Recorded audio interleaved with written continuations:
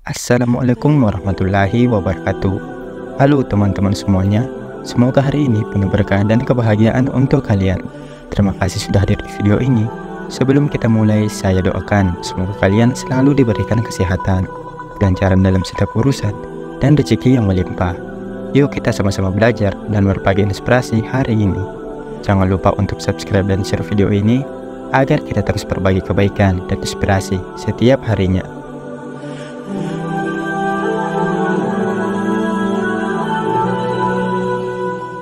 Banyak yang tak menyangka bahwa ajaran kuno dari India bisa bersinggungan erat dengan nubuat Islam. Namun sejarah tak pernah berdusta jika dicermati dalam.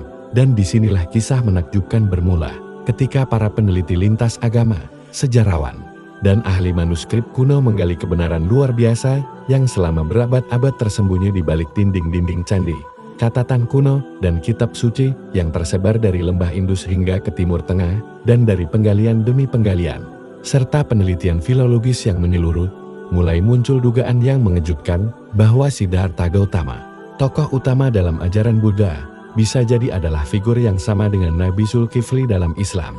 Dugaan yang bukan tanpa dasar ini mulai mencuat setelah ditemukannya kemiripan yang luar biasa antara kisah hidup keduanya, baik dari sisi karakter, sikap, maupun misi kenabian yang diemban. Dalam Al-Quran, Nabi Zulkifli disebut sebagai sosok yang sabar, penyabar, saler, dan teguh dalam menjalankan perintah Allah, tanpa banyak dikisahkan secara rinci tentang lokasi dan masa hidupnya.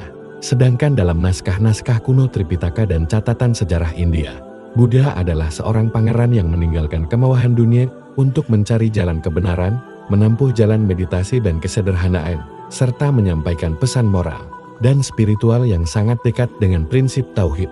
Meskipun tidak secara eksplisit menyebut nama Tuhan dengan istilah yang sama seperti dalam Islam, namun dalam beberapa versi ajaran Hinayana ditemukan konsep Adi Buddha yang diyakini sebagai wujud yang esa, maha tahu, dan tak terbatas, sebuah konsep yang mencerminkan tauhid murni. Dan ketika ditelah lebih dalam oleh para peneliti dari Universitas Al-Azhar dan Kyoto University, ditemukan fakta bahwa beberapa ajaran Buddha awal memiliki kemiripan luar biasa dengan prinsip-prinsip dasar Islam, termasuk larangan menyembah berhala, hidup sederhana, menahan hawa nafsu, hingga seruan untuk berlaku adil dan menjaga amanah. Dan hal ini diperkuat oleh riset arkeologis dari tim gabungan Jepang-Indonesia yang menemukan inskripsi kuno di sekitar wilayah Lumbini dan Bodhgaya yang mencatat istilah Dikfalayang. Dalam dialek lokal disebut sebagai Zulkifli, yang merupakan nama Nabi dalam Islam. Bahkan dalam beberapa prasasti ditemukan nama Siddikfil atau Zulfala yang disebut sebagai guru spiritual dari arah barat yang menyebarkan kebenaran sebelum akhirnya menghilang. Kisah ini semakin menarik ketika kita membandingkan waktu hidup Buddha sekitar 500 tahun sebelum Masehi dengan asumsi para mufasir bahwa Nabi Zulkifli hidup sekitar masa tersebut, ditambah dengan adanya hadis dari Ibnu Katsir yang menyatakan bahwa Zulkifli adalah nabi dari kalangan selain Bani Israel yang tugasnya hanya menyampaikan kebenaran kepada umatnya tanpa harus membebaskan mereka dari penjajahan atau perang besar. Dan hal ini sangat identik dengan perjalanan Buddha yang dikenal tanpa kekerasan, penuh cinta kasih, dan konsisten dalam dakwahnya. Dan ketika pertanyaan, apakah Buddha adalah Nabi Zulkifli mulai mencuat ke permukaan, beberapa ulama besar seperti Syekh Ahmad Deedat dan bahkan Dr. Zakir Naik mulai memberikan analisis yang tidak menutup kemungkinan tersebut, meskipun masih menyisakan ruang untuk ijtihad.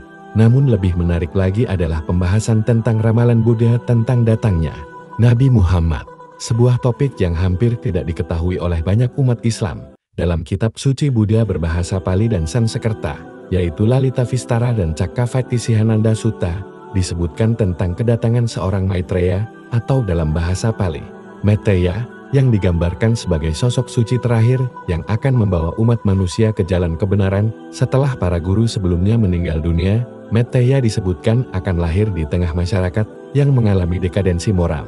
Ia akan membawa ajaran tauhid, menolak berhala, menyeru ke jalan lurus, dan diturunkan dari kalangan masyarakat biasa, bukan bangsawan, serta dikenal sebagai orang jujur dan terpercaya sebelum masa kenabiannya.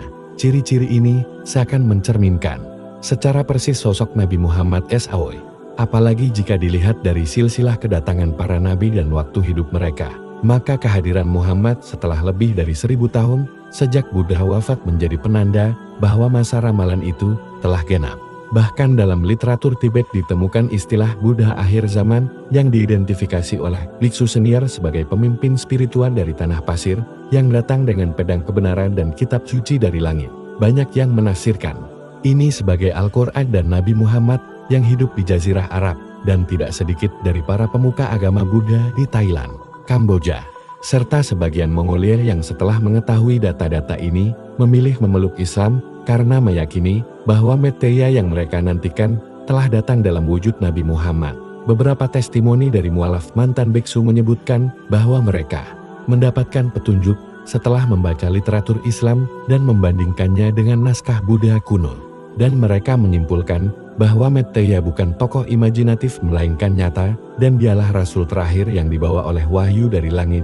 Tidak berhenti di sana, pada tahun 2019, Konferensi Internasional Dialog Lintas Agama di New Delhi memaparkan secara ilmiah tentang hubungan erat antara ajaran Buddha dan Islam, di mana Prof. Harun Yahya menyampaikan bahwa jika kita menelaah secara jujur, maka kita akan melihat bahwa banyak tokoh dalam agama-agama kuno sebenarnya adalah nabi-nabi Allah yang diutus ke berbagai bangsa, namun kisah mereka tereduksi oleh perjalanan sejarah dan perubahan politik kerajaan saat itu.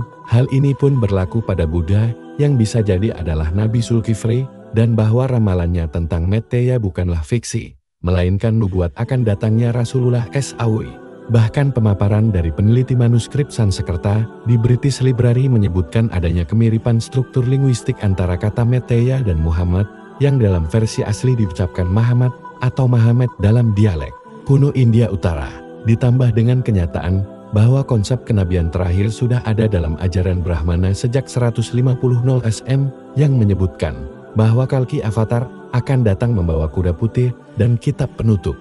Dan banyak yang mengaitkan Kalki ini dengan Nabi Muhammad karena sifat dan misinya sangat identik.